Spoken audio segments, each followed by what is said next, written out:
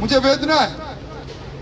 हम कोई राजनीति नहीं करना चाहते, पर हम सामाजिक प्राणी भी हैं। समाज का एक अंग था। 71 लोग जान से बेजान हो जाए, 185 लोग अपने शरीर में छर्रों को लेकर घूमने के लिए मजबूर हो जाए, और उसके बाद जब पूछते हैं कि ये जान से बेजान करने का दोषी कौन है, तो कानून ये कहता है कि कोई दोषी नहीं। और जब कानून से सवाल करते हैं तो वो कहते हैं कि हमें उस पत्रावली में, उस फाइल में जो हम आपका वकील जो तर्क रखता है, उन तर्कों को देखते हैं। आपके भोंडे तर्क थे, आपके मजबूत तर्क थे डिस्ट्रिक्ट कोर्ट में।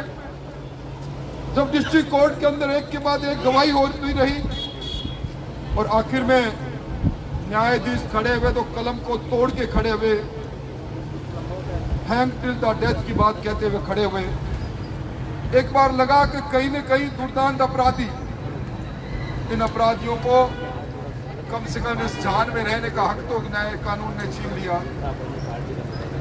तो कहते हैं पूत के पांव पालने में दिखते हैं।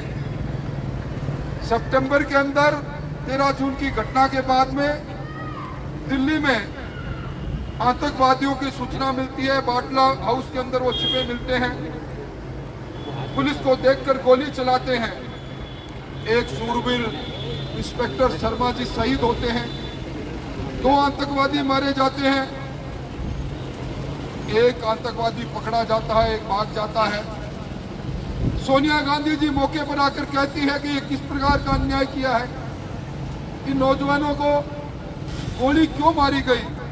मेरे आंखों में आंसू निकल रही है। सोनिया गांधी जी का वो बयान मुझे उसी वक्त से पैदा करता है। और उन्हीं को मानने वाली है सरकार, जो सरकार कोटा में पीएफआई को हिजाब रैली की अनुमति देती है, जिस सरकार की सरपरस्ती के अंदर करौली के अंदर राम रथ यात्रा पर हमला होता है, हमलाओं पर कार्रवाई नहीं, जो लोग पीड़ित हैं, मार खाते हैं, उनके खिलाफ कार्रवाई होती है। जो सरकार तुष्टीकरण में वोट बैंक को ढूंढती है, आज उसी सरकार के इंसाफ मांगने आज पूरा जयपुर के सामाजिक संगठन सड़क पर, हम सड़क पर हैं। मुझे बड़ा अफसोस हुआ कल जब हम लोगों की रिट पिटीशन पर अचानक सरकार का वकील आता है और कहता है कि हम भी इसमें पार्टी है। सुप्रीम कोर्ट कहता है कि आप अब तक कहाँ थे, अब तक हम तैयारी कर रहे थे, ये लचर तैयारी है। मैं आपको विश्वास दिलाता हूँ, सुप्रीम कोर्ट के अंदर हमारी पीआईएल मंजूर हुई, अभियुक्तों को नोटिस दे दिया और पूरा रिकॉर्ड तलब कर लिया, और हमें छूट दी है कि जिस दिन रिकॉर्ड डिस्ट्रिक्ट कोर्ट का और हाई कोर्ट का पहुंच जाए, हम अर्ली हेयरिंग की एप्लीकेशन लगाकर इस पीआईएल पर बहस कर सकते हैं। न्याय मिलेगा हमें। न्याय की उम्मीद के साथ हम इस सरकार को लानत भेजने का काम करने के लिए आज यहाँ बैठे। संख्या की बात नहीं, आप कल्पना नहीं कर सकते। माँ इंतजार करती है बेटे का, बेटा आएगा हनुमान जी मंदिर में दर्शन करके, उसके बाद थाली परोसूंगी। और तेज सिंह जी जैसे नौजवान उस बेटे के अंगों को एक पोटली में बांधकर माँ को कहते हैं तेरा बेटा आ गया। तेने भेजा था तब दोनों पैरों पर चलकर गया था, तब उसका शरीर 5.5-6 फुट का था। हम इसको 1 फुट की इस कोठरी में बांध के लाए हैं, इसे थैले में बांध कर लाए हैं। क्या हालात रही होगी, ये संवेदनाओं का विषय है। इसलिए आज जो हमारा सांकेतिक धरना है 11 से 12 बजे, ये सरकार को लानत भेजने का धरना है। सरकार को मैं निवेदन करना चाहता हूँ, जब किसी के मन में कहा निकलती है, दुराशीष जिसको हम कहते हैं वो निकलती है, तो बड़े बड़े सल्तनत धाराशायी हो जाती है।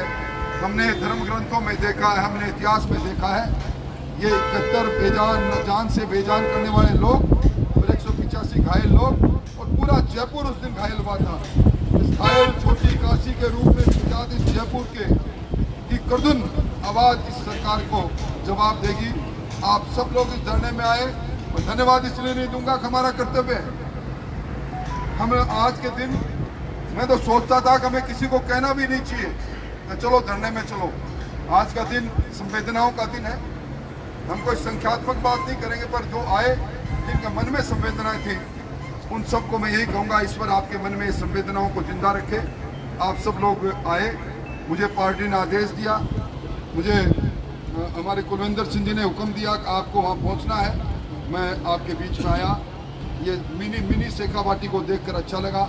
आप सब लोग वो चेहरे हैं जो कहीं न कहीं हमारे इलाके से निकल कर आए हैं। आप सबका आप अच्छी संवेदना रखो मानवता के लिए, इंसानियत के लिए।